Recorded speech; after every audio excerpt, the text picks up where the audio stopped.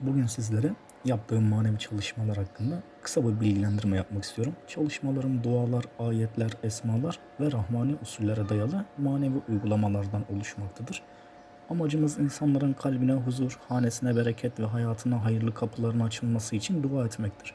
Yapılan çalışmalar asla büyü değildir. Hiçbir şekilde bir insanın iradesine hükmetme amacı taşımaz. Her şey Allah'ın izni ve takdiriyle olur. Bizler sadece dua eden, niyet eden ve vesile olmaya çalışan kullarız. Bazen insanlar sürekli tekrar eden sıkıntılar, geciken işler, sebepsiz huzursuzluklar, nazar etkileri veya manevi ağırlıklar yaşayabilir.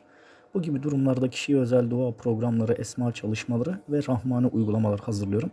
Çalışmalarım uygun vakitlerde ve manevi olarak kıymetli zaman dilimlerinde yapılmaktadır.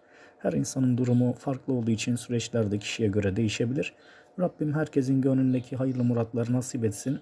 Hanelerimize huzur, işlerimize bereket, kalplerimize ferahlık versin. Allah'a emanet olun.